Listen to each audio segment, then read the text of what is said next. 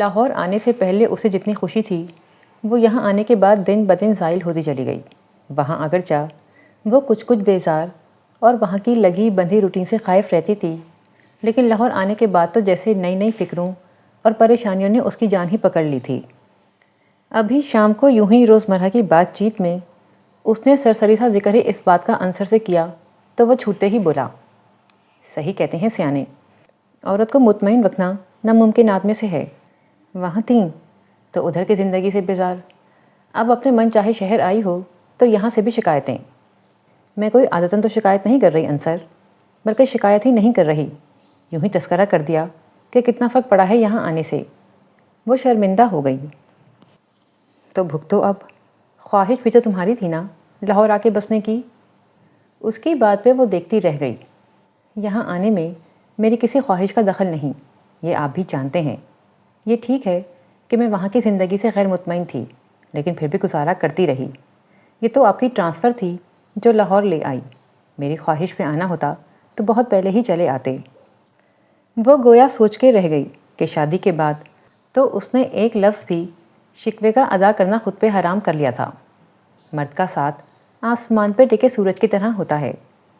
دادوں کے الفاظ آج بھی منوعن یادداشت میں محفوظ تھے۔ بیٹا، جس طرح سورج کی دھوپ کسی کسی موسم میں چبھتی ہے، جھلساتی ہے اور کسی موسم میں راحت کا سبب بنتی ہے، کسی وقت اس کی شعاعیں کھال چھید دیتی ہیں اور کسی رت میں اس کی کرنیں ہڈیوں تک میں سکون پہنچا دیتی ہیں اپنی نرم گرم حرارت سے، اسی طرح مرد کے ساتھ میں بھی کبھی تپش ہے، کبھی ٹھنڈک۔ سورج کی روشنی سے کہیں کہیں کچھ پودے بھلے ہی کملا جاتے ہوں، مگر ہر بیج کو اپنی کوکھ ہری کرنے کے لیے کرن کی ضرورت ہوتی ہے۔ بنا مرد کے عورت کا عورت پن بھی ادھورا رہ جاتا ہے، اپنی تکمیل کے لیے وہ مرد کی محتاج رہتی ہے۔ اس لیے بیٹا، کبھی کبھی کی گرمی برداشت کر لینا، یہی سوچ کر کہ چاہے کتنی بھی آنکھ کیوں نہ برسا رہا ہو سورج، کبھی کسی نے خواہش بھی کی ہے کہ کل سے سورج نہ نکلے۔ دلہن بنی شستہ نے دادوں کی باتیں نہایت دھیان سے سنی تھیں اور ایک اچھی مشرقی بیٹی سے ایک مثالی بہو بننے کے لیے خود کو ذہنی طور پر بالکل تیار کر لیا تھا۔ انصر بڑے ٹھنڈے مزاج کا واقعہ ہوا تھا۔ تینوں بڑی نندیں بیائی ہوئی تھیں اور دوسرے شہروں میں ہونے کی وجہ سے مہینوں میں چکر لگتے تھے۔ ساس شادی کے 7 ماہ بعد ہی وفات پا گئیں۔ اس کے دلہناپے کے دن ساس کی خدمت کرتے گزرے، پھر بھلا وہ کیوں نہ اسے دعائیں دیتیں۔ شستہ لاہور جیسے بڑے شہر سے بیاہ کر گجرات گئی تھی۔ لاہور میں بھی کسی شادی کی تقریب میں اس کی سب سے بڑی نند نے اسے دیکھا اور بھائی کے لیے پسند کر لیا۔ امی ابو کچھ تامل تھے کہ لاہور میں پیدا ہوئی، پلی بڑھی، ہوم اکنامکس کالج سے گریجویٹ، اپنی اکلوتی بیٹی کو اس پسماندہ شہر میں کیسے بھیج دیں۔ دوسری طرف لڑکا نہ صرف خوبرو اور تعلیم یافتہ تھا بلکہ وابڈا میں اچھے عہدے پر بھی تھا۔ ابو کی چھان بین کے بعد اس کا ایماندار اور اصول پرست سرکاری افسر ہونا بھی ثابت ہو گیا، جو ان کی پہلی ترجیح تھی۔ امی کے لیے بھرے پورے سسرال کا بکھیڑا نہ ہونے کا تصور خوش کن تھا۔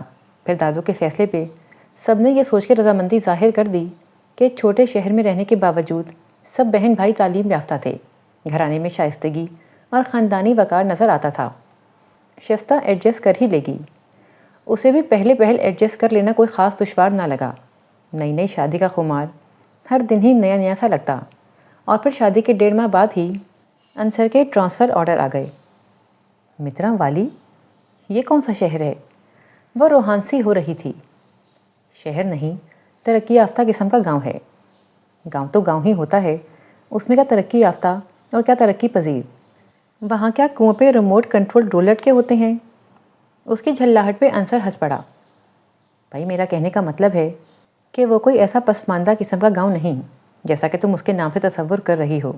ٹیلی فون، گیس، بجلی، سب سہولتیں ہیں۔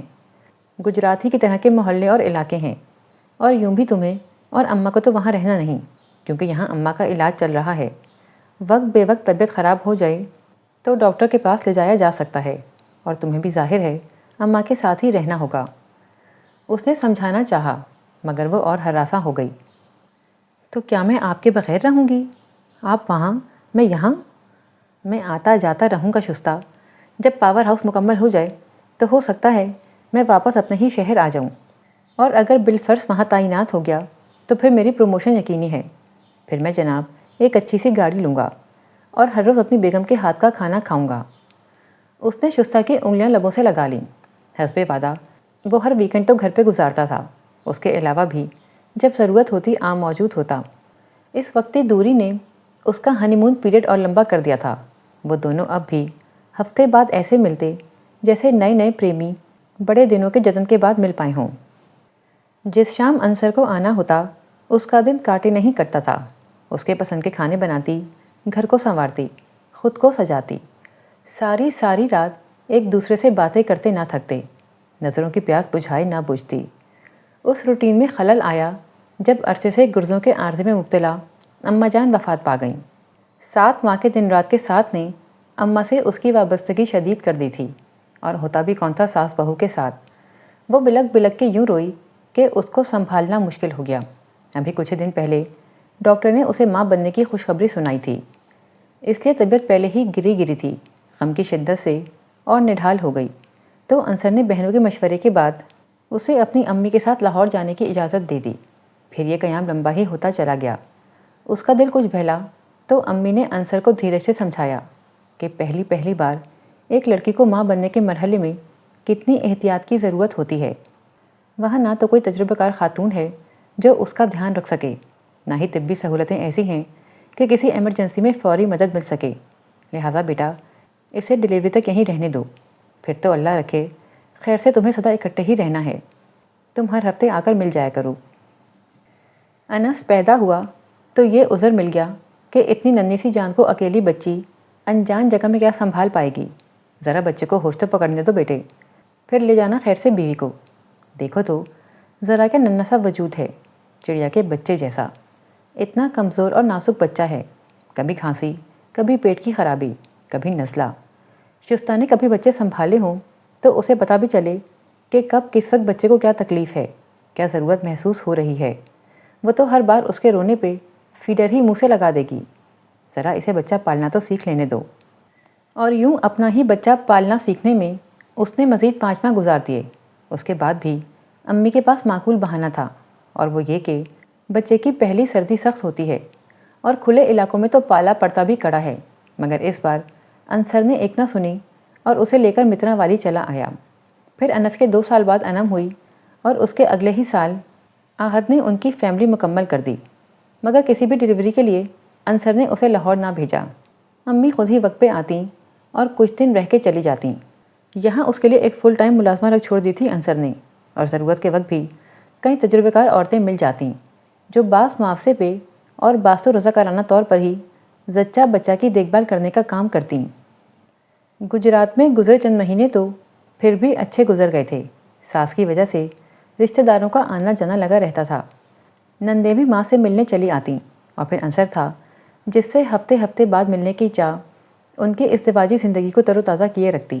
مگر یہاں اس شہر میں جو نام کا ہی شہر تھا، ورنہ ایک مکمل دیہات والی تمام خوبیاں اس میں پائی جاتی تھیں، وہ اپنا دل لگانے میں قطعی ناکام رہی تھی۔ پاور ہاؤس مکمل ہونے کے بعد انصر اسی ایریا میں تعینات ہو گیا تھا، بلکہ اس کا عہدہ بھی بڑھ گیا تھا۔ گاؤں میں تو یوں بھی سرکاری افسروں کی بڑی عزت کی جاتی ہے۔ اتنے مہینوں تک گھرداری کے خرچوں سے آزاد رہنے کے باعث انصر نے بچت کر کے ایک سیکنڈ ہینڈ سزوکی FX بھی خرید لی تھی۔ گاڑی جیسے جیسے اونچے نیچے راستوں سے گرد اڑاتی آگے بڑھتی رہی، اس کی مایوسی بڑھتی چلی گئی۔ بالکل گاؤں والی کچی گلیاں، مکان اگرچہ پکے تھے مگر بیشتر سیمنٹ اور روغن سے محروم، کہیں ایک بے ٹین کی چھتیں، ہر گلی کے کونے پہ گدھے کی جسامت کے خوفناک کتے، بدبودار متعفن نالیاں، ان پہ بیٹھے آدھے ننگے بچے اور بچوں پہ بھن بھناتی مکھیاں۔ اس نے انس کو سینے سے بھینچ لیا، اس کی اڑی رنگت پہ وہ مسکرا دیا۔ یہ اندرونی مترا والی ہے، قدیم محلہ، میں نے رہائش آفس کے قریب ہی رکھی ہے۔ وہ ہے تو اسی شہر کی حدود میں، مگر نئی آبادی ہے، مکان بھی نئے تعمیر شدہ اور جدید سہولیات سے مزین ہیں۔ آس پاس اور بھی سرکاری افسران رہتے ہیں، کچھ یہاں کے مقامی لوگ بھی ہیں۔ یوں سمجھ لو کہ وہ مترا والی کے متمول علاقوں میں شمار ہوتا ہے، جیسے لاہور میں ڈیفنس، کراچی میں کلفٹن۔ اور یوں وہ ہچکولے کھاتی مترا والی کے ڈیفنس پہنچی تھی۔ کئی پلاٹ خالی پڑے تھے جن پہ قد آدم جھاڑ اگ آیا تھا، گائے بھینسیں آزادانہ چر رہی تھیں، سڑکیں کشادہ اور پکی تھیں، جتنے بھی مکان تھے سبھی نئے بنے ہوئے تھے اور تقریباً ایک ہی ڈیزائن کے تھے۔ ایک قدر مشترک یہ بھی تھی کہ سب میں ہی پینڈو پن نمایاں تھا۔ غالباً یہاں ان لوگوں کی رہائش نسبتاً زیادہ تھی جن کے اہل خانہ میں سے کوئی دبئی یا کویت تک پہنچ گیا تھا اور وہ پرانے محلے سے نئی آبادی اٹھائے تھے، مگر اپنا طرز رہائش وہ وہاں بھول کر نہیں آئے تھے، ساتھ ہی لے آئے تھے۔ مکانوں کی تعمیر میں گہرے گہرے شوخ رنگوں کا استعمال وافر مقدار میں ہوا تھا۔ کئی نے تو چاند ستارے بیرونی دیواروں پر سجا رکھے تھے، کئی کے ماربل کے بنے پکے فرشوں پہ بندھی بھینسیں بھی نظر آ رہی تھیں۔ اس نے انصر کی توجہ دلائی۔ بھائی دیہاتی لوگ ہیں، گھروں میں جانور باندھنے کے عادی ہیں، تم پر کوئی لازم تو نہیں کہ تم بھی اپنے گھر کے صحن میں بکریاں یا مرغیاں پالو۔ ادھر ادھر مت دیکھو اور اپنا گھر اپنی مرضی سے سجاؤ۔ اپنا گھر؟ کرائے کے لحاظ سے ان کا گھر واقعی بڑا کشادہ تھا، مگر وہی بھدے رنگ، نقش و نگار، مکان کی پیشانی پہ ماشاء اللہ حق باہو وغیرہ خوشخط لکھے تھے۔ چھت پہ لگے سفید لوہے کے جنگلے پہ رنگ برنگے عجیب ڈیزائن کے پھول پتے بنے تھے۔ دروازوں کے رنگ سبزی مائل نیلے تھے، دیواروں پہ گلابی کلئی تھی، حتیٰ کہ فرش کا چپس بھی نیلے، گلابی اور پیلے رنگوں میں تھا۔ کچن اگرچہ کافی بڑا تھا مگر پرانے فیشن کا۔ زمین پہ بیٹھ کے پکانے کا سسٹم تھا۔ اسے کھڑے ہو کے کوکنگ کرنے کی عادت تھی اور یہاں چولہا اونچا رکھنے کا کوئی انتظام ہی نہیں تھا۔ اس نے ایک پرانی میز رکھوا لی اور اس پہ چولہا نصب کر لیا۔ غسل خانہ رہائشی کمروں سے باہر صحن میں تھا۔ کڑکتی سردیوں میں جب چھوٹے بچے کے ساتھ راتوں کو اٹھ کے باہر جانا پڑتا تو مالک مکان سے کہہ کے بڑے والے بیڈ روم کے ایک کونے میں دیواریں کھڑی کر کے مختصر اٹیچ ٹوائلٹ بنوا لیا۔ وہ ہوم اکنامکس کی اسٹوڈنٹ تھی، مکرامے، کروشیا، فلاور میکنگ کے فنون میں ماہر۔ جہیز میں اپنے ہاتھ سے تیار کئی آرائشی نمونے نکال کے سجائے، چپے چپے کو سنوار کے قابل دید بنایا، پھر بھی اس کا دل نہ لگ سکا یہاں۔ نندیں تو گجرات میں بھی کئی مہینوں بعد آتیں، یہاں آ کر تو وہ دونوں بالکل کٹ کے رہ گئے رشتہ داروں سے۔ عید بقر عید پہ وہ لاہور چلے جاتے، جہاں انصر کی 2 بہنوں کے علاوہ شستہ کا پورا میکہ بھی آباد تھا۔ فیصل آباد میں انصر کی چھوٹی بہنیں رہتی تھیں، وہاں بھی مل آتے، مگر ان میں سے کوئی کبھی بھی یہاں نہ آیا۔ لاہور میں وہ فارغ رہتی، سارا دن بچے کو امّی سنبھالتیں، پھر بھی دن ایسے گزر جاتا۔ یہاں مکمل گھرداری اور چھوٹے بچوں کے ساتھ کے باوجود دن پہاڑ سا لگتا۔ رجو کمروں کی صفائی کرتی، باہر کے فرش دھوتی، یہ کمروں کا پھیلاوا سمیٹتی، ڈسٹنگ کرتی، مشین لگا لیتی، تو رجو کپڑے پھیلا بھی دیتی، خشک کپڑے استری بھی کر دیتی، یہ کھانا بناتی تو وہ برتن دھو دیتی۔ انس بڑا ہوا تو اس کے اسکول جانے کا مسئلہ اٹھ کھڑا ہوا، اس کے ساتھ ہی انم بھی اسکول جانے کے لائق ہو گئی، تو اس نے دل کڑا کر کے انصر کو انہیں گجرات کے اسکول میں داخل کرانے کی اجازت دے ہی دی، جہاں انصر کے دوست کے بچے بھی پڑھتے تھے، اور اس کا ارادہ پہلے سے ہی ادھر کا تھا، مگر شستہ کا دل نہیں مانتا تھا اتنے چھوٹے بچوں کو اتنی دور کے اسکول بھیجنے کو۔ بچے صبح 6:30 بجے گھر سے نکلتے اور 3 بجے واپس پہنچتے، مگر اس کے سوا چارہ بھی تو نہیں تھا۔ اس علاقے میں کوئی اسکول ایسا نہ تھا کہ وہاں بچوں کو داخل کرایا جا سکتا۔ جیسے تیسے کر کے 4.5 سال گزرے ہی تھے کہ انصر کے ٹرانسفر آرڈر آ گئے، اس کی پروموشن کر کے اسے لاہور بھیجا جا رہا تھا۔ وہ کھل سی گئی، بچے بھی چہکنے لگے، یہ جان کر کہ نانو اور پھپھو کے گھر جانے کے لیے اب انہیں عید اور گرمیوں کی چھٹیوں کا انتظار نہیں کرنا پڑے گا۔ انصر نے شفٹنگ کے لیے 1 ہفتے کی چھٹیاں لیں۔ مترا والی میں چونکہ سرکاری کوارٹر اور فلیٹ نہیں تھے، اس لیے اس نے وہاں رہائشی مکان کرائے پہ حاصل کیا تھا، اور اسے محکمے کی جانب سے تنخواہ میں کرایہ الاؤنس دیا جاتا تھا۔ لیکن لاہور میں راوی روڈ پہ مینار پاکستان سے کچھ ہی فاصلے پہ یہ پل کے ساتھ بنی عمارت میں فرسٹ فلور پہ ایک فلیٹ اسے الاٹ ہوا تھا۔ شستہ نے دیکھا تو حیران رہ گئی، یہ فلیٹ! اتنے بڑے گریڈ کے اعلیٰ افسر کو یہ فلیٹ ملا ہے، تو چھوٹے ملازمین کے کوارٹر کا کیا حل ہوگا؟ دروازہ کھلتے ہی برآمدہ نما راہداری تھی، جس کی بیرونی سمت جالی کی دیوار تھی، جس سے تازہ ہوا اور روشنی بامشکل اندر آ پاتی تھی، اور دوسری جانب 2 دروازے تھے۔ ایک دروازہ ڈرائنگ روم میں کھلتا تھا اور دوسرا لاؤنج میں۔ لاؤنج میں سے بیڈ روم، کچن، ٹیریس اور ڈرائنگ روم کے دروازے کھلتے تھے۔ ایک جانب دیوار گیر چوبی الماری بھی نصب تھی، ٹیرس نما صحن اتنا مختصر تھا کہ وہاں بامشکل کپڑے دھونے اور سکھانے کا ہی انتظام ہو سکتا تھا۔ بچوں کے کھیلنے کے لیے جگہ بالکل بھی مناسب نہیں تھی۔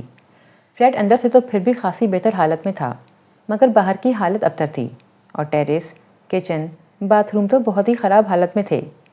چھت کے پلستر اکھڑے ہوئے، دروازوں کے ہینڈل ٹوٹ کے لٹکے ہوئے، کچن کی دیواروں پہ چکنائی اور دھوئیں کے دھبے، دوسرے کمرے کی دیواروں پہ پینسلوں کی لکیریں، کیلوں کے جا بجا نشانات۔ اس کی نگاہوں میں اپنے پچھلے گھر کا نقشہ پھرنے لگا، جس میں اس وقت اسے کوئی خوبی یا کشش نظر نہیں آتی تھی۔ وہاں وہ کم از کم ان تواتر سے بچتے مکروہ آوازوں والے ہارنوں سے تو محفوظ ہی تھے۔ شہر کے داخلی دروازے پہ ہونے کی وجہ سے یہ علاقہ ہر وقت ہی ٹریفک کی بدنظمی کا شکار رہتا تھا۔ بسیں، ویگنیں، فلائنگ کوچز، ٹرک، غرض ہر قبیل کی ہر چیز بآواز بلند اپنا احساس دلاتے ہوئے اس بلڈنگ کے آگے دھواں چھوڑتی گزرتی تھی۔ پچھلے مکان کی تمام خوبیاں ایک ایک کر کے اس پہ اجاگر ہونے لگیں۔ گیٹ سے داخل ہوتے ہی بڑا سا پختہ صحن، دونوں جانب چوڑی کیاریاں پھولوں سے لدی ہوئیں، ایک جانب درخت کے سائے میں اونچا کھڑا ہینڈ پمپ جس سے سخت گرمیوں میں بھی ٹھنڈا پانی آتا رہتا، 2 سیڑھیاں اونچا برآمدہ جس پہ لگی جگیں روشنی اور دھوپ کو بوقت ضرورت اندر داخل ہونے سے بچاتیں اور ستونوں سے لپٹی بیلیں تازگی پیدا کرتیں۔ برآمدہ کافی کھلا سا تھا، سردیوں میں تو خوب ہی کام آتا۔ دھوپ سیدھی اندر اترتی اور دوپہر ڈھلے تک رہتی۔ بچے زیادہ تر یہیں کھیلتے اور پڑھتے۔ اندر راہداری تھی جس کے 2 جانب کمروں کے دروازے تھے، کچن، سٹور، ڈرائنگ، ڈائننگ، 2 بڑے بیڈ روم۔ وہ تب تو چپ رہ گئی، مگر امی کی طرف آ کر کہے بغیر نہ رہ سکی۔ انصر، کیا ہم اس سرکاری فلیٹ کے بجائے کہیں اور نہیں رہ سکتے؟ کیوں؟ پسند نہیں آیا؟ اتنا چھوٹا سا؟ وہ دبے دبے لہجے میں بولی۔ ماشاء اللہ سے 3 بچے ہیں، اس فلیٹ میں تو ایک ہی بیڈ روم ہے، اس میں بھی سب نہیں سو سکتے، اور لاؤنج اس طرح کا ہے کہ اس میں کوئی بیڈ لگ ہی نہیں سکتا۔ ڈرائنگ ڈائننگ بھی چھوٹا ہے، اور بچوں کے کھیلنے کے لیے ذرا بھی کوئی جگہ نہیں۔ کچن دیکھا ہے آپ نے؟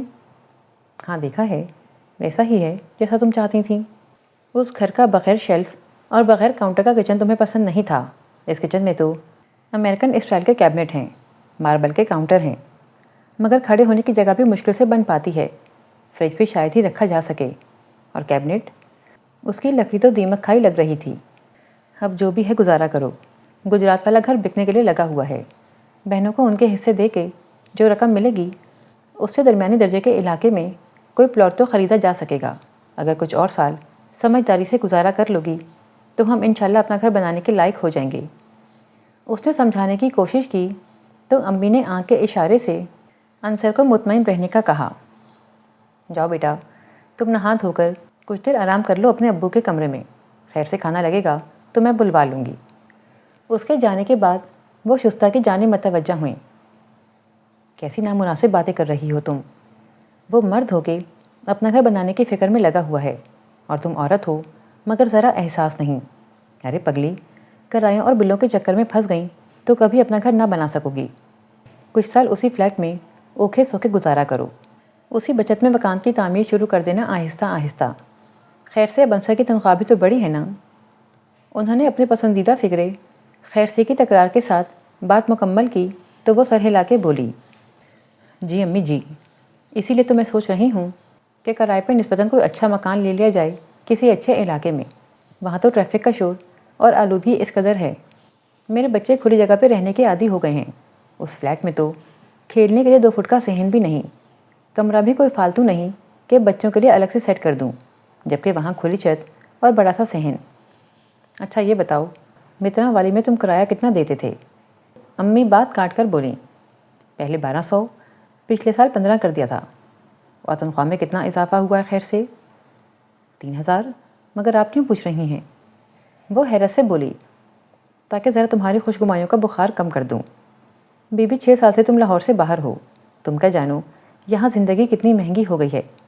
1500 چھوڑو، تم اگر ساری زائد تنخواہ یعنی پورے 3000 بھی کرائے میں دینا چاہو تو اس فلیٹ جیسا مکان بھی مشکل سے ہی مل پائے گا۔ کیا کہہ رہی ہیں آپ؟ اسے یقین نہ آیا۔ پچھلی بار چھٹیوں میں جب تم آئی تھیں تو میں تمہیں نگہت کے گھر لے کر گئی تھی، یاد ہے نا؟ انہوں نے اس کی چچا زاد بہن کا حوالہ دیا۔ کرشن نگر میں اوپر والے پورشن میں رہتی ہے۔ تم نے دیکھے تو ہوں گے اس کے دونوں کمرے، بغیر کھڑکیوں کے دڑبے نما، اور صحن کے بجائے ذرا سی بیلکنی، وہ بھی نیچے مالک مکان کے صحن میں نکلتی ہے۔ بیچارے بچے کھیلنے لگے تو ساتھ ہی مالک مکان شکایت بھیج دیتے ہیں کہ شور نیچے آ رہا ہے۔ پورے 4000 کرایہ دیتی ہے وہ ان 2 کمروں کا۔ کیا واقعی؟ اس کی نگاہوں میں نگہت کا گھر گھوم گیا۔ ابھی تو اور سنو، تمہیں تو پتہ ہے کہ خیر سے ریاض بھائی کا ناصر بیوی بچے سمیت جرمنی سیٹل ہو گیا ہے۔ اب انہوں نے ابو کے ایک دوست کا ذکر کیا، سو ریاض بھائی نے گھر کا ایک پورشن کرائے پہ چڑھا دیا ہے، پورے 8000 میں۔ 8000؟ اتنا کرایہ بھی ہوتا ہے؟ ارے یہ تو کچھ بھی نہیں، گلبرگ، ماڈل ٹاؤن، ڈیفنس میں تو 50 ہزار کے کرائے پر بھی کوٹھیاں ملتی ہیں۔ فلیٹوں تک کے کرائے 20,000 سے اوپر ہیں۔ میں نے تو صرف تمہیں متوسط علاقوں کے ریٹ بتائے ہیں، اب تم خود سوچو، کرائے کا مکان لینا کہاں کی عقل مندی ہے؟ یہی تو سرکاری ملازمت کی سہولت ہے، اگر تنخواہ کم ملتی ہے تو دیگر مراعات تو ملتی ہیں۔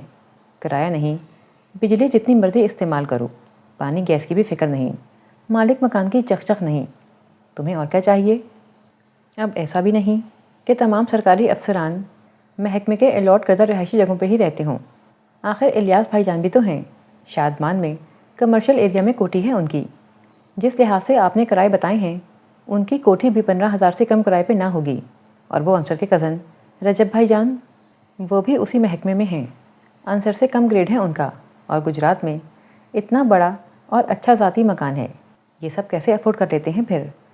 اوہو، اتنا سمجھایا تمہیں مگر بات بیٹھتی ہی نہیں عقل میں۔ امی چڑھ گئیں۔ اب اتنی بچی بھی نہیں ہو تم کہ سمجھ نہ پاؤ کہ سرکاری محکموں کی تبرک کی طرح ملنے والی تنخواہوں کے باوجود یہ لوگ جائیدادیں کیسے کھڑی کر لیتے ہیں، حرام کی کمائی سے، نری حرام کی۔ اب خدا کا واسطہ ہے، ننھی بن کے یہ مت پوچھنے بیٹھ جانا کہ حرام کی کمائی کیسی ہوتی ہے۔ امی سچ مچ تب گئی تھیں، اور اسے یہ باور کروانے کی ضرورت تو تھی نہیں کہ حرام کی کمائی کیا ہوتی ہے۔ ابو سے ساری عمر ہی حرام کھانے والوں کے لیے لعنتیں اور گالیاں سنی تھیں۔ خود وہ کاروباری آدمی تھے، دیانت دار اور کھرے، سب لعنتوں سے کوسوں دور رہ کے اپنا بزنس کیا تھا۔ ان کے ساتھ بزنس شروع کرنے والے جدید کاروباری ہتھ کنڈوں کو نت نئے نام دے کر جائز قرار دیتے ہوئے کہاں کے کہاں پہنچ گئے تھے، مگر وہ اپنی اسی قناعت بھری زندگی سے خوش تھے، اور اس کا سہرا اپنی ایمانداری کے بعد امی کی صبر شکر والی عادت کے سر باندھتے تھے۔ اس نے ابو کی بات نہایت دھیان سے سن کر ذہن میں نہ جانے کیسے بٹھا لی۔ امی کی باتوں سے اس کی آنکھیں کھل گئیں، وہ لرز اٹھی۔ امی ٹھیک کہتی ہیں، کچھ عرصہ ایسے ہی سہی۔ زندگی ہتھیلی پہ چھپے نقش تو نہیں، جو انسان جیسے لے کر پیدا ہوا سدا ویسے ہی رہیں گے۔ یہ اتار چڑھاؤ تو آتے ہی رہتے ہیں۔ مجھے ثابت قدمی سے اپنے شوہر کا ساتھ دینا ہے تاکہ ان کے اجلے کردار پہ کوئی دھبا نہ لگے۔ اس نے تہیا کیا اور خوش دلی سے شفٹنگ میں جت گئی، مگر وہ نہیں جانتی تھی کہ آج کے زمانے میں ایمان کے رستے پہ ثابت قدمی سے ڈٹے رہنا صرف مرد کے لیے ہی مشکل نہیں بلکہ عورتوں کے لیے بھی کتنا دشوار ہے۔ اس کا اندازہ اسے کچھ ہی دنوں میں ہو گیا تھا۔ امی نے تو صرف کرائے کے مکانوں کی بابت اسے آگاہ کیا تھا، دیگر اخراجات کا ذکر کرنا وہ بھول گئیں۔ وہ ہر چیز کی قیمت کا مقابلہ اس چھوٹے سے قصبے کی قیمتوں سے کرتی تو ہکا بکا رہ جاتی۔ پورے متراں والی میں مرغی کی کوئی باقاعدہ دکان نہ تھی، وہاں دیسی مرغی اور انڈے مل جاتے تھے۔ دراصل دیہاتی علاقوں میں اب بھی مرغی صرف مہمان نوازی کے لیے مخصوص ہے۔ انصر گجرات کے نزدیک اپنے دوست کے پولٹری فارم سے مہینے بھر کے لیے اکٹھا مرغی کا گوشت خاصی رعایتی قیمت پہ لے آتا تھا۔ گوشت کے لیے بھی 2 یا 3 دکانیں تھیں، جہاں 80-90 روپے کلو تک گوشت اچھا مل جاتا تھا، مگر یہاں تو مرغی کا ہی ریٹ 90 روپے کلو تک پہنچا ہوا تھا، اور بکرے کے 125 روپے۔ بچے چند گنی چنی سبزیاں ہی کھانا پسند کرتے تھے، آلو، مٹر، گاجر وغیرہ۔ گوشت بھی خاص رغبت سے نہیں کھاتے تھے، ہاں کباب یا کوفتے بنے ہوتے تو کھا لیتے، البتہ دالیں وغیرہ دونوں چھوٹے بچے شوق سے کھاتے تھے۔ خود وہ سبزیاں پسند کرتی تھی، مگر انصر کو دال اور سبزی بنا گوشت کے تو ہضم ہی نہ ہوتی تھی۔ دال چاول بنتے، آلو ٹنڈے یا کسی اور سبزی کی بھجیا، تو وہ برے برے منہ بناتا رہتا۔ اسے اٹھ کر کباب تلنے پڑتے یا آملیٹ بنانا پڑتا۔ انڈے بھی تو رلتے پھرتے تھے گھر میں۔ رجو کے گھر جگہ کم تھی، اس نے شستہ کی اجازت سے اپنی کئی مرغیاں اس کے صحن کے ساتھ والی ڈیوڑی نما گلی میں رکھ چھوڑی تھیں۔ روز کہیں دیسی انڈے وہ اس کے منع کرنے کے باوجود بچوں کے لیے وہاں چھوڑ آتی، اور یہاں کبوتر کے سائز کے انڈے بھی 30 سے 35 روپے درجن ملتے۔ دودھ بھی وہ 18 روپے لیٹر والا لیتی، جس پہ جھلی سی ملائی آتی۔ گوالے سے شکایت کی تو جھٹ بولا، باجی آپ 20 روپے والا لگوا لیں۔ گویا یہاں دودھ بھی قیمت کے لحاظ سے اچھا ملتا ہے۔ وہ کڑ کے رہ گئی۔ 12 روپے کلو میں وہ اتنا عمدہ دودھ دیتی تھی جس پر روز پیالہ بھر کے ملائی کا اترتا۔ بچے اکثر ناشتے میں ٹوسٹ ملائی کے ساتھ ہی کھاتے۔ اکثر آس پڑوس سے بھی توفتاً دودھ آ جاتا۔ سبزیاں بھی اکثر پڑوسی بھیجتے رہتے تھے، کوئی بینگن لا رہا ہے، کوئی ٹوکری بھر کے ٹماٹر، کسی نے تازہ بھنڈی توڑ کے بھیج دی۔ خود اس نے بھی ایک طرف دھنیا اور پودینہ اگا رکھا تھا۔ اب لاہور میں وہ سبزی کے ساتھ 5 روپے کے چند پتے دھنیا کے خریدتی تو یاد آتا کہ دھنیا وہ دن میں 3 بار اپنی کیاری سے توڑتی تھی۔ یہاں ہر سبزی تقریباً دگنی قیمت کی تھی۔ بچوں کو اسکول داخل کرانے کا مرحلہ آیا تو نیا مسئلہ پیدا ہوا۔ عام سے درمیانی درجے کے اسکولوں میں بھی فیس 300 روپے سے کم نہ تھی۔ اچھے معیار کے انگلش میڈیم اسکول میں 600 سے لے کر 2-2500 تک تھی۔ وہ تعلیم کے معاملے میں کمپرومائز کرنا نہیں چاہتی تھی، چنانچہ علاقے کے ایک اچھے اور بڑے اسکول میں تینوں بچوں کو ہی داخل کرا دیا، جہاں یوں تو فیس 800 روپے تھی، مگر تینوں کو اکٹھے داخل کرانے سے چھوٹے دونوں کی بالترتیب 100 اور 200 کم کر دی گئی تھی۔ پہلے مہینے بھر کا کچن جتنے بجٹ میں چلاتی تھی وہ دن بدن بڑھ کر دگنا ہونے کے قریب تھا۔ وہ بساط بھر کٹوتی کرتی، بازار جانا اور پھر ایک ایک چیز ناپ تول کر بڑے حساب سے خریدنا میری در سری تھی۔ ہاں البتہ انصر مطمئن تھا، اور اسے خیر مطمئن کرنے کے خیال سے وہ اس قدر سہمی ہوئی تھی کہ اپنی پریشانی کو خود ہی جھیلنے کی کوشش کرتی تھی۔ مبادہ اخراجات اور تنخواہ کا غیر متوازن ہونا اسے ڈگمگا نہ دے۔ پھر بھی نہ جانے کیسے آج وہ باتوں باتوں میں مہنگائی کا رونا رو بیٹھی تو انصر نے فوراً اسے طعنہ دے دیا کہ لاہور آنا اسی کی خواہش تھی۔ وہی گاؤں کی سادہ زندگی سے ناخوش تھی۔ اب بھگتے، اور وہ حسب عادت صرف سوچ کے رہ گئی کہ محض میری خواہش کے نتیجے میں تو یہ ٹرانسفر عمل میں نہیں لایا گیا، اور اس ٹرانسفر سے قبل تو کبھی آپ کو میری خوشی کا خیال نہ آیا۔ اس کی خاموشی کو شرمندگی جانتے ہوئے وہ مزید بولا، اور پھر کوئی سونے کے بھاؤ تو نہیں ملتی ہوگی نا سبزی؟ معمولی سا فرق ہی ہوگا نا؟ تنخواہ میں بھی تو 3000 کا اضافہ ہوا ہے۔ وہ 3000 تو آپ اپنے پاس ہی رکھتے ہیں۔ وہ چپ نہ رہ سکی۔ اپنے پاس نہیں رکھتا، کمیٹی ڈالی ہوئی ہے 3 لاکھ کی، جیسے ہی نکلے گی پلاٹ پہ مکان کا ڈھانچہ ہی کھڑا کر لوں گا۔ اگلی کمیٹی میں کچھ اور کام ہو جائے گا، آہستہ آہستہ ہی گھر بنے گا۔ باقی کی تنخواہ تو پوری تمہیں تھماتا ہوں، جس میں سے تمہیں صرف اور صرف کچن چلانا ہے یا اپنا اور بچوں کا خرچ نکالنا ہے۔ کوئی کرایہ نہیں، بل کی در سری نہیں۔ یہ سہولت کسی کھاتے میں ہی نہیں آتی۔ اس نے کئی بار کی کہی بات دہرائی تو وہ اکتا گئی۔ ٹھیک ہے، مانتی ہوں، مگر یہ بھی تو دیکھیں کہ اخراجات بھی اسی حساب سے بڑے ہیں۔ کیسے اخراجات؟ بلکہ صاف صاف کہوں تو میں نے نوٹ کیا ہے تم یہاں آ کر کوئی زیادہ ہی کٹوتیاں کرنے لگی ہو ہر بات میں۔ بچوں کا اور میرا لنچ باکس اتنا بے دلی سے بناتی ہو۔ پہلے تو سینڈوچز، سلاد اور کوئی نہ کوئی میٹھی چیز ضرور ہوتی تھی۔ اب کئی کئی دن ہو جاتے ہیں شام کو خالی چائے ہی پینے کو ملتی ہے۔ ہاں کبھی کبھار 4 پکوڑے بن جاتے ہیں۔ دیکھ رہا ہوں کہ بچوں کو کبھی ان کی پسند کا ناشتہ نہیں ملتا۔ انم کو بوائل انڈا چاہیے تو تم اسے سب کے لیے بنا آملیٹ کھانے پر مجبور کرتی ہو۔ انس کو دودھ میں دلیا کھانے کا جی چاہے تو تم ڈانٹ ڈپٹ کے بن چائے میں ڈبو کے کھلا دیتی ہو، اور احد ملائی مانگتا ہے تو جیم لگا دیتی ہو سلائس پہ۔ کیا میری حق حلال کی کمائی اتنی بے برکت ہو گئی ہے جو بچوں کو ان کی پسند کا کھانا بھی نہیں مل پاتا؟ یہ بات نہیں انصر، ماشاءاللہ آپ کی کمائی تو اتنی بابرکت ہے کہ ہم بہت سو سے اچھا کھاتے ہیں، اچھا پہنتے ہیں۔ بات صرف اتنی ہے کہ بچوں کی عادتیں بگڑ گئی ہیں۔ وہاں ہر چیز کی فراوانی تھی اس لیے۔ اب دیکھیں نا، انس 6 سال کا ہو چکا ہے، مگر سوائے کھچڑی، فرینچ فرائز، جیم ڈبل روٹی، انڈوں اور سیریلز کے کچھ کھاتا ہی نہیں۔ اب وہ اس عمر میں ہے کہ اسے ہر طرح کی سبزی، سالن روٹی کے ساتھ کھانا چاہیے۔ اس کے بڑھتے جسم کو ہر طرح کے پروٹین چاہیے، جو صرف دودھ اور ڈبل روٹی سے نہیں مل سکتے۔ عام خوراک نہ کھانے سے اس کی غذائی ضروریات پوری نہیں ہوتیں، اور نتیجتاً وہ وقت بے وقت دودھ مانگتا ہے۔ اس کے لیے ناشتے میں یا سونے سے پہلے 1 گلاس دودھ بہت ہے۔ اسی طرح انم کو تینوں وقت پراٹھا چاہیے۔ روکھی روٹی تو حلق سے اترتی ہی نہیں۔ بچوں کو اس عمر میں کنٹرول نہ بس بس رہنے دو فضول کے لیکچر۔ میں 12 سال کا ہو گیا تھا اور میری اماں مجھے پراٹھا مکھن یا ملائی کے ساتھ کھلاتی تھیں۔ سالن کا ذائقہ چکھا تک نہیں اس عرصے میں۔ ہماری ماؤں نے صحیح جان ماری ہے ہمیں پالنے میں۔ یہ آج کل کی مائیں صرف اپنی سستی کی وجہ سے بچوں پہ عجیب و غریب فلسفے تھوپتی رہتی ہیں۔ شستہ نے کچھ کہنے کے لیے منہ کھولا، پھر بند کر لیا۔ وہ بات بڑھانا نہیں چاہتی تھی، مگر انصر کا شاید موڈ ہو رہا تھا۔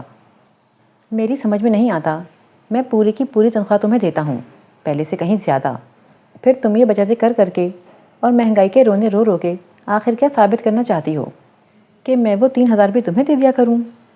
میں وہ اپنی عیاشی میں استعمال نہیں کرتا، گھر کی منصوبہ بندی ہی کر رہا ہوں، لیکن تمہیں شاید اس کی تمنا بھی نہیں۔ میں تو سوچ رہا تھا تم میری ہمت بندھاؤ گی، میرا ساتھ دو گی، تم تو الٹا میرے حوصلے توڑ رہی ہو، مجھے یہ احساس دلا رہی ہو کہ میں اپنے کنبے کی کفالت کرنے میں ناکام ہو رہا ہوں۔ اس کے تیز لہجے کو اچانک ٹوٹتا محسوس کر کے وہ تڑپ گئی۔ یہی تو وہ نہیں چاہتی تھی، اسی الزام سے بچنا چاہتی تھی۔ اتنی احتیاط کے باوجود انصر نہ جانے کیسے اس کے بارے میں یہ غلط اندازہ لگا بیٹھا۔ پلیز انصر، مجھے غلط تو نہ سمجھیں، آپ جانتے ہیں میں نے کبھی عورتوں کے روایتی ہتھ کنڈے نہیں آزمائے۔ مجھے آپ کو کچھ جتانا ہوگا، کچھ چاہیے ہوگا، کوئی شکایت ہوگی تو میں براہ راست آپ سے بات کروں گی۔ یہ الٹے سیدھے طرز عمل اپنا کے آپ کو پریشان نہیں کروں گی۔ کمال ہے اور افسوس بھی کہ اتنے سالوں میں آپ مجھے جان ہی نہیں پائے۔ میں تو قدر کرتی ہوں آپ کے اس جذبے کی کہ ہمارے لیے اتنا سوچتے ہیں، کرتے ہیں۔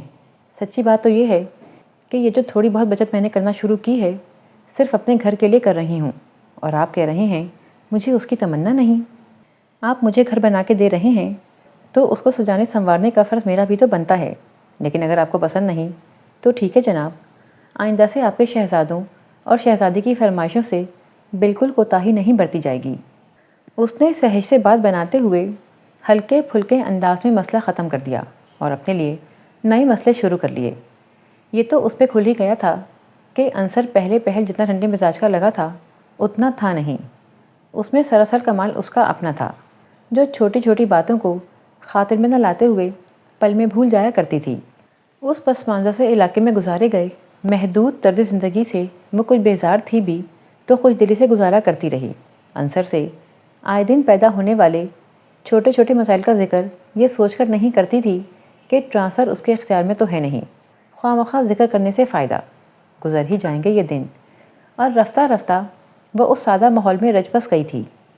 اپنی تمام تر صلاحیتیں اس نے محض اخراجات کے توازن کو برقرار رکھنے میں صرف کر دیں، مگر اس طرح کہ وہ انصر سے پوشیدہ رہیں۔ بچوں کو وہ اس کی غیر موجودگی میں ایسی ہی کہانیاں سنا کر ان کا ذہنی رجحان بدلنے کی کوشش کرتی جیسی اس کے امی ابو نے اسے سنائی تھیں، اور جن کے نتیجے میں اس کی حساس شخصیت نکھر آئی تھی۔ پہلے کی طرح اب پھر اس نے روز کے کھانے میں گوشت استعمال کرنا شروع کر دیا، مگر سلیقے سے۔ تقریباً سارا ہی وہ انصر کے لنچ باکس میں آفس بھیج دیتی۔ پہلے اس کی دی رقم میں سے مہینے بھر کا سودا لینے کے بعد اس کے پاس جو پیسے بچتے وہ جمع کرتی رہتی۔ جب لاہور آنا ہوتا تو ضرورت کی تمام شاپنگ ایک ہی بار کر لیتی، اس لیے روز روز بلا وجہ کی شاپنگ کی لت سے تو وہ پہلے ہی محفوظ تھی، اب ضرورت کی شاپنگ بھی محدود کر لی۔ رجو 300 روپے مہینے دوپہر کے کھانے اور کبھی کبھار کے پرانے جوڑے کے بدلے اس کے کتنے ہی کام کر دیتی تھی۔ یہاں آ کر اس نے صفائی اور برتنوں کے لیے ایک ماسی لگوائی۔ 500 روپے پر ایک نوعمر لڑکا تھا جو محکمے کی طرف سے تھا، باہر کے کام بھی کر دیتا، ڈسٹنگ استری وغیرہ کے کام بھی کر لیتا۔ شستہ نے لڑکے کو آہستہ آہستہ گھر کے دوسرے کاموں میں ٹرین کرتے ہوئے ماسی کو ہٹا دیا۔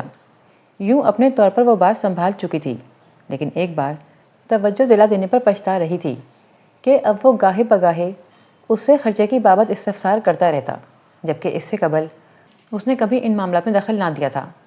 قدرتی طور پر گھر میں مہمانداری بھی بڑھ گئی تھی۔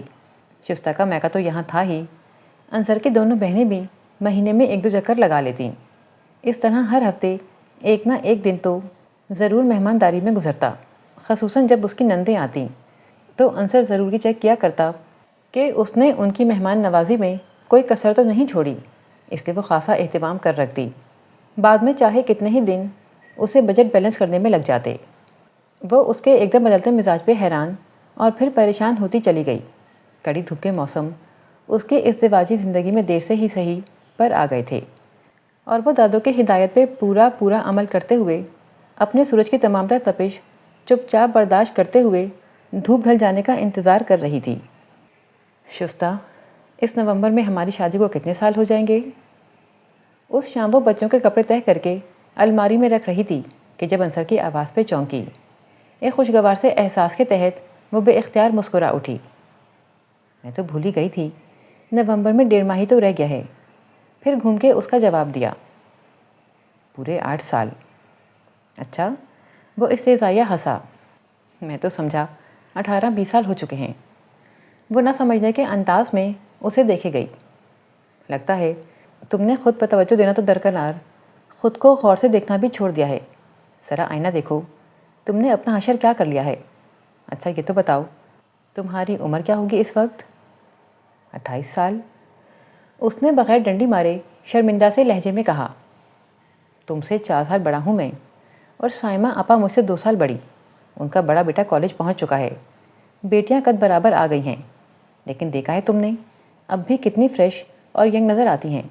تمہارے 3 بچے ہیں تو ان کے 5 بھرے سسرال میں رہتی آئی ہیں۔ اس لیے تم یہ بھی نہیں کہہ سکتی کہ تمہیں کام کی زیادتی کے باعث وقت نہیں ملتا خود پہ توجہ دینے کا۔ شادی کو چند سال گزرنے اور بچے بڑے ہو جانے کا مطلب یہ تو نہیں ہوتا کہ عورتیں اپنا دھیان رکھنا ہی چھوڑ دیں۔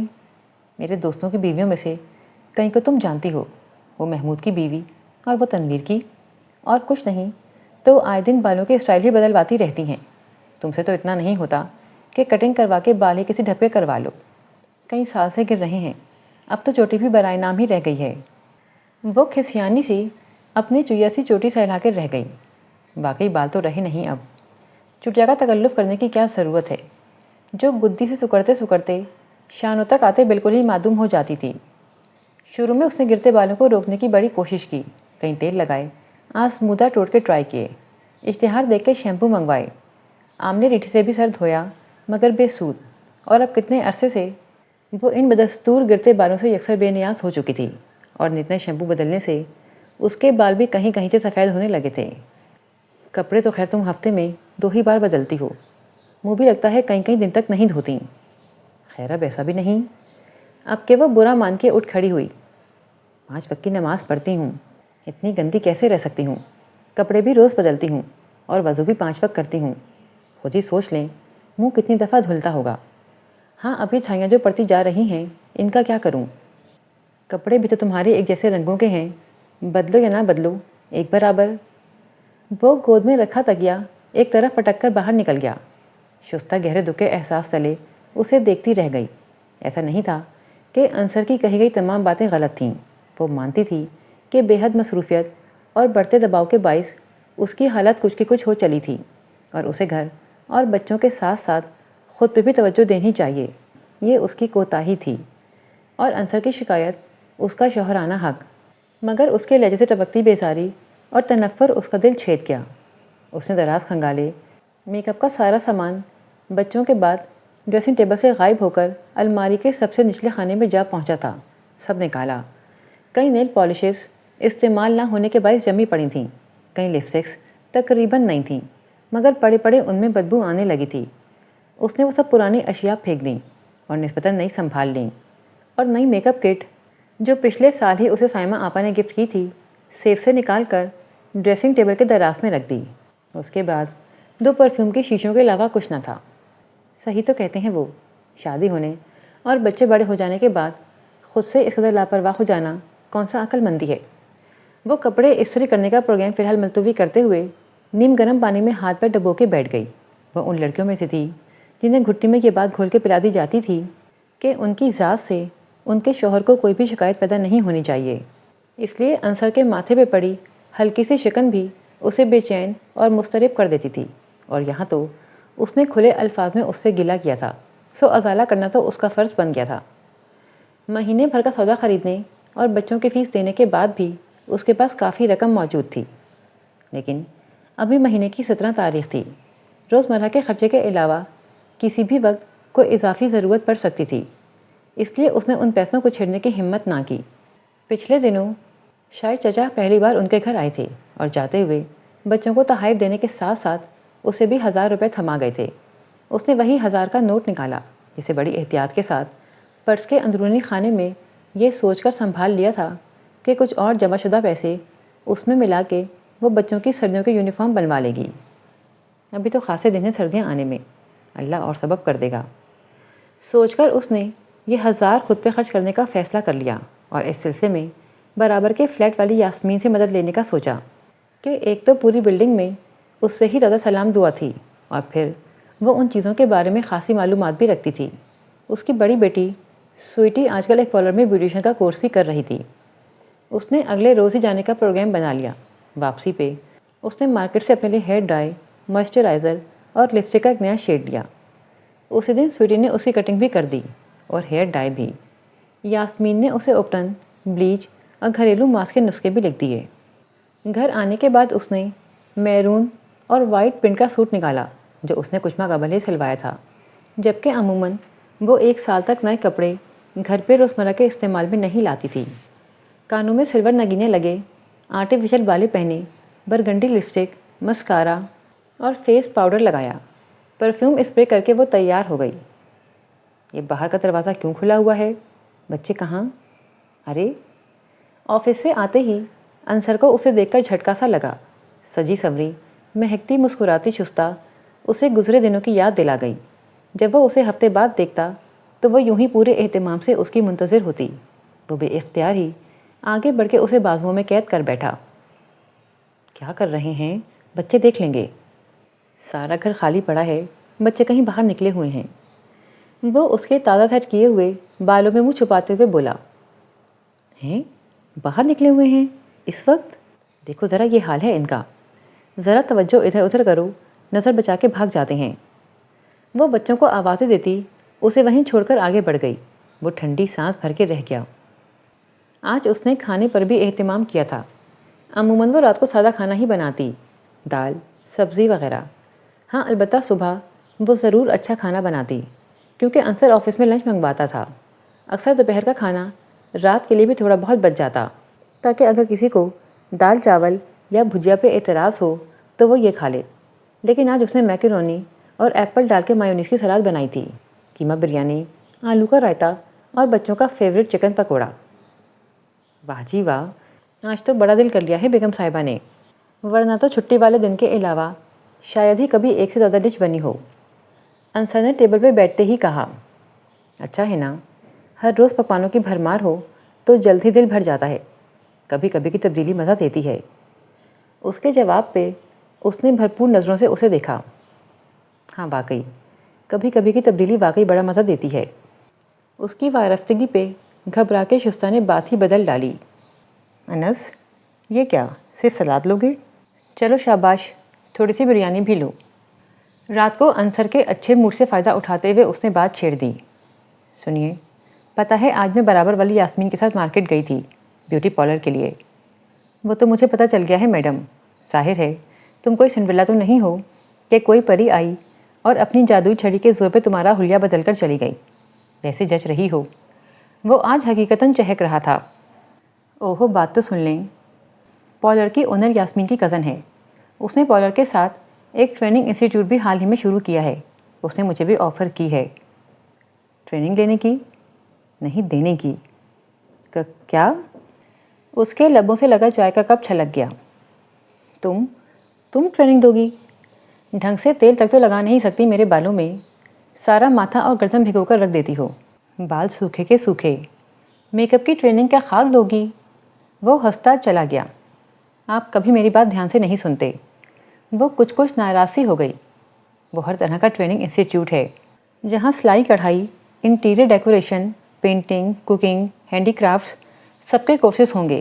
جب اسے پتہ چلا کہ میں نے ہوم اکنامکس کالج سے گریجویشن کیا ہے اور flower making, rug making, macrame, stain glass work, fabric painting, pin work سب مجھے آتے ہیں، تو اس نے بے حد زور دے کر مجھے آفر کی اپنے ہاں جاب کی۔ اب کیا خیال ہے آپ کا؟ میں کیا جواب دوں؟ ماحول ہے تو بہت اچھا وہاں کا، صرف خواتین کا عملہ ہے، ویسے آپ خود بھی تسلی کر لیجیے گا۔ اس نے ڈرتے ڈرتے ادھر دیکھا جہاں ایک دم ہی گھمبیر سنجیدگی چھا گئی تھی۔ شستہ، کیا واقعی تمہیں جاب کی ضرورت ہے؟ نہیں، مجھے بھلا کیا ضرورت ہوگی؟ میں کوئی جاب ڈھونڈنے نکلی تھی؟ ہاں البتہ انہیں ضرورت ہے کسی ایسی خاتون کی جو بیک وقت 2-3 ہنر میں ماہر ہو۔ پھر میں نے بھی یہ سوچا کہ بچے اب ماشاءاللہ بڑے ہو گئے ہیں، اتنا کام نہیں ہوتا ان کا، پھر ٹائمنگ بڑی اچھی ہے، صرف 10 سے 12:30 تک روز کی بس 2 کلاسز لینی ہوں گی مجھے، اور ہفتے میں 2 چھٹیاں بھی۔ یقین کریں گھر کا بالکل حرج نہیں ہوگا، آئی پرومس۔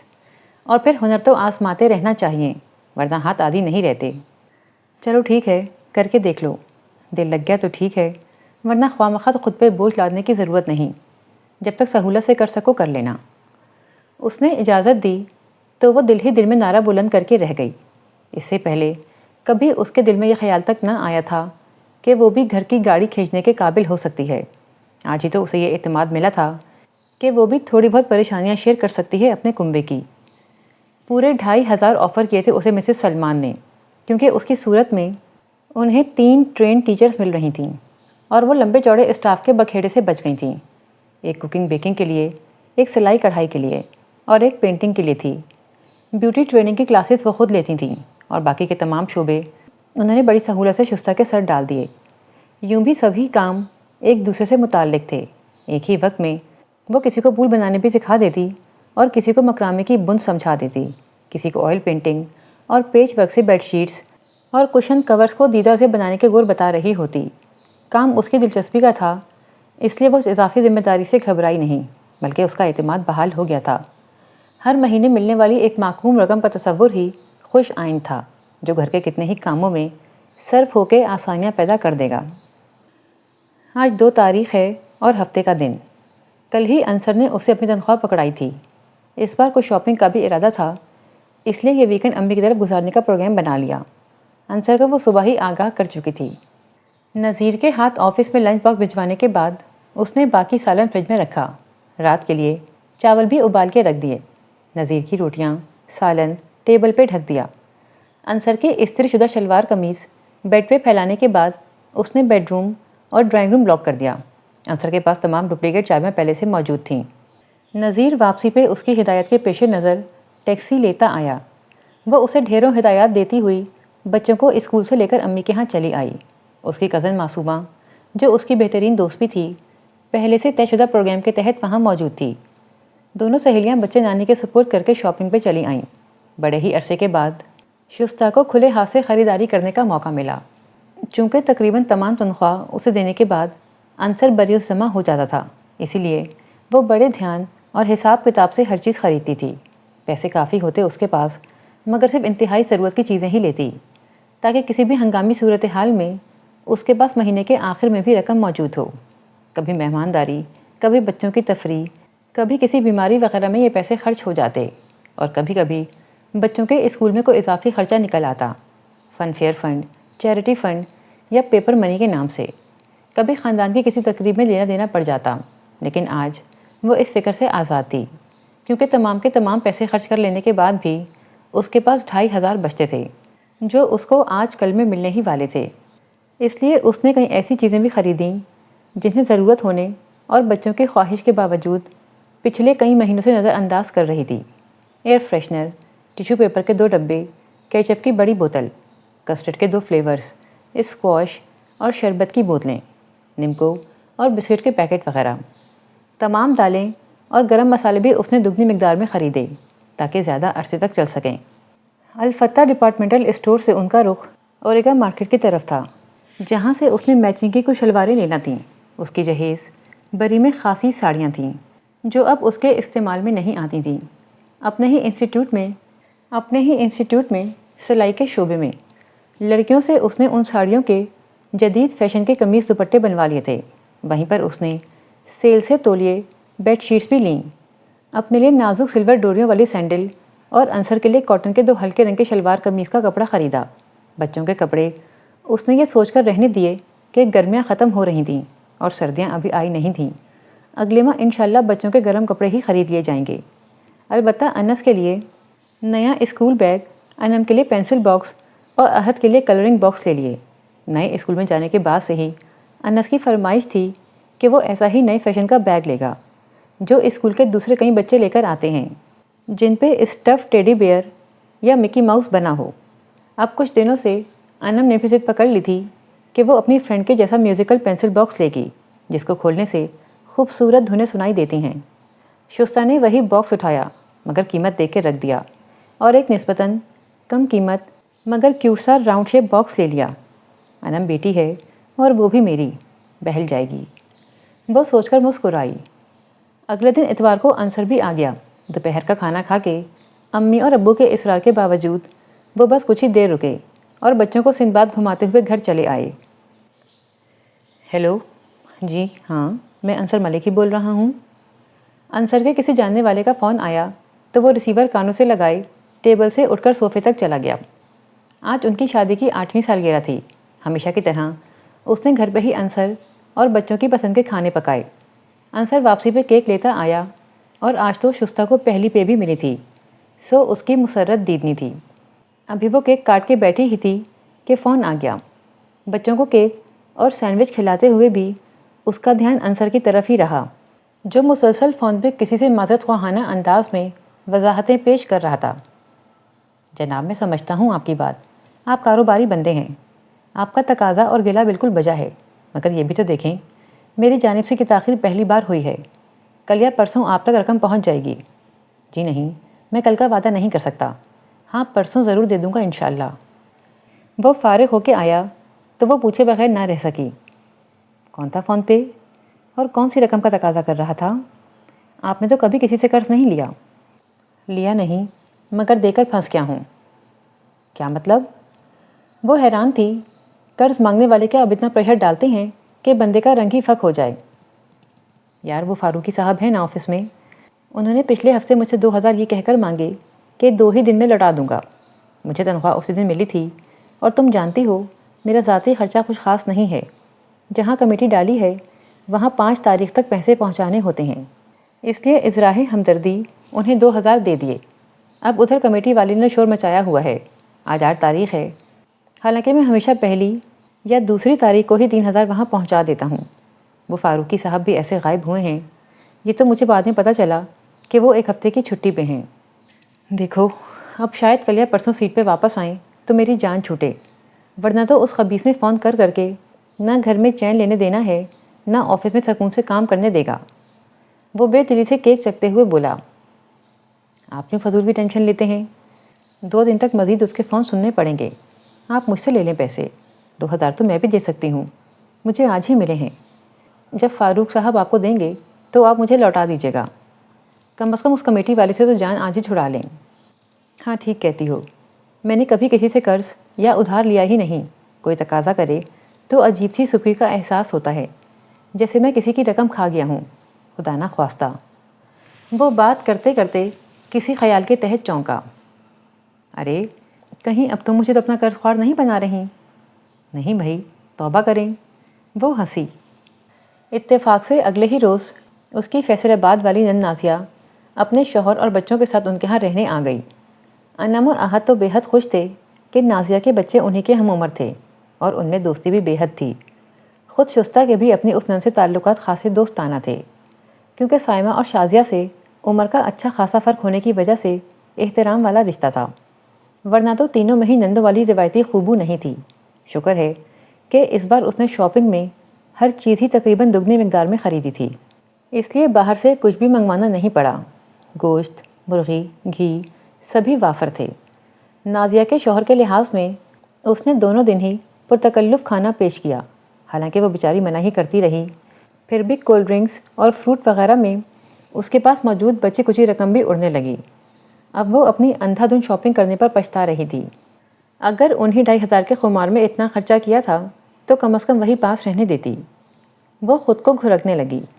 انصر سے مانگتے ہوئے بھی ہچکچاہٹ ہو رہی تھی کہ پرسوں ہی اسے دیتے ہوئے بڑی فراخ دلی سے کہا تھا، اگر ہفتہ 10 دن پہ نہ دو گے تو کوئی بات نہیں، مجھے کوئی خاص ضرورت نہیں ہے، پلیز اٹھے نا، مجھے آپ سے بات کرنی ہے۔ نازیہ کے بچے لاؤنج میں انس اور انم کے ساتھ ہی سو گئے تھے۔ قہوہ پینے کے بعد انصر اٹھ کے بیڈ روم چلا آیا تھا۔ وہ ڈرائنگ روم میں نازیہ اور اس کے شوہر کے لیے بستر کرنے کے بعد کچن کا پھیلاوا سمیٹ کر سوئے ہوئے احد کو اٹھائے اندر آئی تو اسے آنکھیں مونتے دیکھ کر منت بھرے انداز میں اٹھانے لگی۔ کیا ہے بھائی، ایسی کیا ضروری بات ہے، صبح کر لینا، دیکھو 1 بج رہا ہے، صبح مجھے آفس بھی جانا ہے۔ اس نے تکیہ منہ پہ رکھ لیا۔ بھائی صبح جب آپ اٹھیں گے میں کچن میں ناشتہ بنانے میں مصروف ہوں گی، میں فارغ ہوں گی تو آپ آفس چلے جائیں گے اور بعد میں یہ بات کرنے کا کوئی فائدہ نہیں۔ اس کے انداز پہ وہ متجسس سا اٹھ بیٹھا۔ ہاں بولو۔ وہ سائمہ آپا نے پرسوں نازیہ اور ہماری دعوت کی ہے اور نازیہ نے بھی اس سے اگلے روز واپسی کا پروگرام بنا لیا ہے، تو اس میں اتنا رازداری سے آدھی رات کو جگا کے بتانے والی کون سی بات ہے؟ یہ تو میں پہلے سے جانتا ہوں۔ وہ جھنجھلاتا ہوا پھر سے لیٹ گیا۔ اوہو، کبھی تو پوری بات سن لیا کریں۔ میرا کہنے کا مطلب ہے کہ نازیہ پہلی بار ہمارے گھر رہنے آئی ہے، واپسی پہ اسے اور بچوں کو تحائف دینے ہوں گے۔ میں سوچ رہی ہوں کہ سائمہ آپا کے ہاں سے ہی بازار چلی جاؤں، ان کے گھر سے مارکیٹ قریب ہے، بچوں کے کپڑوں کی اچھی ورائٹی ملتی ہے وہاں۔ کیا یہ سب اہتمام ضروری ہے؟ اس نے پوچھا۔ لو بھلا، ضروری کیوں نہیں ہے؟ وہ برا مان گئی۔ جب وہ لاہور رہنے آتی تھی اور واپسی پہ ہر بار ہی اپنے، اس کے اور بچوں کے لیے کپڑے، فروٹ اور مٹھائیاں وغیرہ لے کر جاتی تھی، تو تب کبھی اس نے ان سب کا ضروری ہونا دریافت نہیں کیا تھا۔ ضروری کیوں نہیں؟ آپ سے کہہ رہی تھی، ہمیشہ صبح آئی، شام کو واپس گئی ہوں، مگر اب اللہ رکھے میرے بھائی کا گھر بھی لاہور میں ہے، میرا میکہ ہے یہ، میں تو یہاں ہی رہوں گی، باقی سب سے صرف ملنے کے لیے جاؤں گی۔ تو جب اس نے آپ کو یہ عزت دی ہے کہ ماں باپ کا درجہ اور مقام آپ کو اور اس گھر کو دیا ہے، تو ہمیں بھی اسے میکے کا مان دینا چاہیے۔ پھر وہ آپ کی چھوٹی بہن ہے۔ اچھا، آگے کہو اب، مسئلہ کیا ہے؟ وہ جمائیاں روک رہا تھا۔ اس دن آپ کے لیے کاٹن کے جو 2 سوٹ لائی تھی، گرے شیڈ کے، آپ کو پسند نہیں آیا تھا، وہ بھائی جان کو دے دیتے ہیں۔ میرے پاس جارجٹ کا ایک پرنٹڈ سوٹ رکھا ہے، میں وہ نازیہ کو دے دوں گی، صرف دوپٹہ خریدنا ہوگا۔ ہاں البتہ بچوں کے کپڑے تو بازار سے ہی خریدنا ہوں گے، اس کے لیے میرا پروگرام ہے پرسوں سائمہ آپا کے ہاں سے نازیہ کو ساتھ لے جا کر خریداری کر لوں۔ میں نے مسئلہ پوچھا ہے شستہ، تم حل بتا رہی ہو۔ وہ ناگواری سے بولا تو وہ اصل مدعا پہ آ ہی گئی۔ دراصل انصر، میرے پاس پیسے بالکل بھی نہیں ہیں، بس یہی کوئی 150-200 روپے ہوں گے۔ کیا؟ اس کی نیند بھگ سے اڑ گئی۔ ایسا پہلی بار ہوا تھا کہ شستہ نے اسے مہینے کے ختم ہونے سے پہلے تنخواہ ختم ہونے کی خبر سنائی ہو۔ تم ہوش میں تو ہو؟ ابھی آج 12 تاریخ ہے اور تم ہاتھ خالی کر کے بیٹھی ہو۔ وہ دراصل مجھے اپنی اور بچوں کی شاپنگ کرنا تھی، میرے پیسے آپ نے ادھار لے لیے، تو میں نے گھر کے خرچے سے یہ سوچ کر استعمال کر لیے کہ آج یا کل آپ پیسے واپس کر ہی دیں گے تو وہ میں خرچے میں ڈال لوں گی۔ یوں بھی عام طور پر گھر میں پیسوں کی ضرورت اتنی پڑتی بھی نہیں، تمام ضرورت کی چیزیں میں پہلے سے خرید کر رکھ لیتی ہوں، حتیٰ کہ سر درد کی گولیاں اور کھانسی کا شربت بھی۔ یہ تو اتفاق ہے، بس آپ کسی طرح وہ فاروقی صاحب سے پیسے لے کر آئیں کل۔ اب کیا گردن دبوچ لوں اس کی؟ ٹینٹوا دبا دوں؟ چھاتی پہ چڑھ کے بیٹھ جاؤں کیا؟ روز مانگتا ہوں، روز ہنس کر ٹال دیتا ہے۔ بزرگ آدمی ہے، لحاظ تو کرنا ہی پڑتا ہے، ورنہ اس کی مسکراہٹ سے لگتا ہے جیسے کہہ رہا ہو کیسا پھنسے۔ تو پھر کسی اور سے ہی لے کر؟ نہیں، میں کسی سے قرض نہیں لیتا، تم جانتی ہو، جانے اس دن کیسے تم سے لے لیا۔ میں نے آپ کو قرض نہیں دیا تھا انصر، وہ دکھ سے بولی۔ ہمارے رشتے کا ہی دھیان کر لیں، کیا اس رشتے میں قرض اور ادھار کی گنجائش نکلتی ہے؟ قرض ہی تو تھا جو وصولی کے لیے آدھی رات کو جگا کر تقاضا کر رہی ہو۔ اس نے کروٹ بدل لی اور وہ کتنی ہی دیر بیٹھی پچھتاتی رہی، نہ جانے رقم دینے پر یا واپس مانگنے کی ہمت کرنے پر، یا پھر نازیہ سے ذکر کر دینے پر کہ وہ کل اس کی پسند سے ہی بچوں کے لیے شاپنگ کر لے گی۔ اب بچوں کے 2 نارمل قیمت والے ریڈی میڈ سوٹس کے لیے بھی 600-700 تو چاہیے تھے۔ صبح وہ چاہتے ہوئے بھی ہمت نہ کر پائی انصر کو یاد دہانی کرانے کی، ہاں منتظر ہی رہی کہ شاید وہ آفس جانے سے پہلے خود ہی کوئی تسلی آمیز فکرہ کہہ دے گا کہ فکر مت کرو، آج کسی طرح تمہارے پیسے واپس لے آؤں گا۔ مگر وہ تو یوں چپ تھا کہ نازیہ نے بھی اس کی خاموشی نوٹ کی۔ شستہ نے نیند پوری نہ ہونے کا بہانہ بنا کر ٹالا۔ لنچ ٹائم میں اس نے ڈرتے ڈرتے فون کیا۔ ہیلو۔ انصر کی خوش آواز نے اس کی رہی سہی ہمت بھی کھینچ لی۔ ہیلو، کیسے ہیں آپ؟ صبح طبیعت ٹھیک نہیں تھی آپ کی، میں نے سوچا پتہ کر لوں۔ طبیعت تو ٹھیک ہے، بس کام کا بوجھ ہے، اس نے تھکے تھکے لہجے میں کہا۔ چند اور ادھر ادھر کی باتیں کرنے کے بعد وہ بڑی جرأت سے صرف یہ پوچھ سکی، وہ فاروقی صاحب آئے ہیں آج؟ جواباً ایک طویل خاموش وقفہ اسے پریشان کر گیا۔ آئے ہیں اور فکر مت کرو، میں بھی گھر آ ہی جاؤں گا، بھاگ نہیں جاتا تمہارے 2000 لے کر۔ اس کے کھٹ سے ریسیور رکھ دینے سے وہ ہکا بکا رہ گئی۔ خیریت تو ہے؟ اتنی دیر کہاں چلے گئے تھے آپ؟ اس کے معمول سے 2-3 گھنٹے لیٹ آنے پر وہ پریشان ہو بیٹھی تھی۔ نازیہ اور بچے کہاں ہیں؟ اس کے سوال کا جواب دینے کی زحمت کیے بغیر وہ ادھر ادھر دیکھتے ہوئے پوچھنے لگا۔ بھائی جان اسے اور بچوں کو مینار پاکستان واک کے لیے لے گئے ہیں، آتے ہی ہوں گے۔ آپ نے بتایا نہیں، بغیر اطلاع کے کبھی اتنی دیر گھر سے باہر نہیں رہے۔ میں اس قدر پریشان ہوتی رہی، کوئی کام تھا تو کم از کم فون کر کے تاخیر سے آنے کا بتا ہی دیتے۔ دوپہر کو بات نہیں ہوئی تھی کیا؟ میں نے کہا تھا نا کہ کسی نہ کسی طرح تمہارے پیسے لے کر ہی گھر لوٹوں گا۔ وہ دھاڑا شستہ سہم کر بولی۔ پلیز انصر، خدا کی قسم میرے فون کرنے کا مقصد یہ نہیں تھا۔ ٹھیک ہے مجھے پیسے چاہیے، مگر یہ بھی تو دیکھیں کہ آج ہی ملنا کتنا ضروری ہے۔ کل کا ہی تو دن تھا، پھر نازیہ واپس؟ ہاں وہ واپس چلی جاتی اور تمہارے نمبر بڑھنے سے رہ جاتے، تمہاری واہ واہ کیسے ہوتی؟ اپنی پڑی رہتی ہے ہمیشہ۔ اس نے ٹائی کھینچ کے نکالی۔ ہمیشہ ہمیشہ ساری کی ساری تنخواہ تمہیں پکڑائی، ایک پیسے کا حساب نہیں لیا کبھی۔ سیاہ کرو سفید کرو، ہر چیز کا مختار بنایا۔ بولو آج تک کبھی حساب مانگا تم سے کہ میری اتنے برسوں کی کمائی میں سے کیا بچایا، کیا جوڑا؟ اس نے جوتے اتار کے کمرے کے دائیں بائیں پھینکے۔ شستہ گھبرا کے کھڑی ہو گئی۔ انصر یہ کیا کہہ رہے ہیں آپ؟ میں جانتی ہوں آپ نے ہمیشہ سے گھر کے تمام اختیارات مجھے دے رکھے ہیں، مگر اتنے انجان تو آپ بھی نہیں کہ جانتے نہ ہوں گھر کے خرچ اور آپ کی تنخواہ کا کیا تناسب بنتا ہے۔ ایسی حالت میں کچھ بچانے یا جوڑنے کا سوال ہی کہاں پیدا ہوتا ہے۔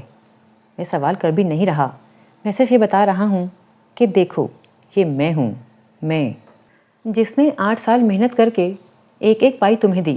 نہ سگریٹ کی عادت، نہ شراب جوئے کا عیب، نہ گھومنے پھرنے کی لت، نہ یاروں دوستوں کا چسکا۔ خرچہ ہی کیا ہے میرا؟ تم نے جو پکایا کھا لیا، جو پہنایا پہن لیا، اور تم پہلی بار یہ 2000 کیا کما لائیں، میرے سر پر ہی چڑھ گئیں۔ یہ 2000؟ اس نے جیب سے 2000 کے نوٹ نکال کر لہرائی۔ میری غلطی تھی جو تمہارے کہنے پر مشکل وقت میں یہ رقم تم سے لے بیٹھا۔ تم تو چاہتی یہی تھی کہ کسی طرح مجھے کمتری کا احساس دلا سکو، مجھ پہ اپنی کمائی کا دھونس جما سکو۔ رات کو تقاضا، دن کو آفس بھیجتے ہوئے منہ سوجا ہوا، پھر آفس فون کر لیا۔ انہیں 2000 ہی لینا، کہ لو اپنے پیسے۔ اس نے نوٹ حقیقتاً اس کے منہ پر دے مارے۔ آج پہلی بار، زندگی میں پہلی بار، اپنے ایک جاننے والے سے اشد ضرورت اور مجبوری کا رونا رو کے یہ پیسے پکڑے ہیں۔ وہ فاروقی تو پھر سے چھٹی پہ چلا گیا ہے۔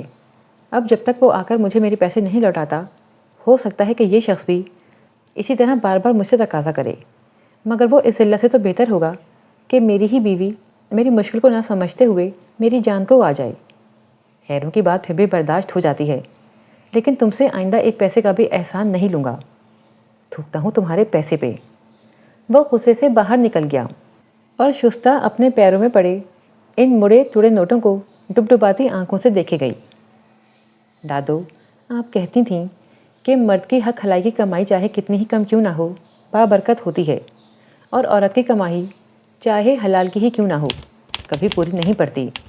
مگر دادو آپ نے یہ نہیں بتایا تھا کہ عورت کی کمائی اتنی بے وقت ہوتی ہے کہ اسے پیروں تلے روند کے اس پہ تھوکا جاتا ہے۔ وہ گھٹنوں کے بل گر کے سسکنے لگی اور نوٹ اٹھا کر اپنی برستی آنکھوں سے لگا لیے۔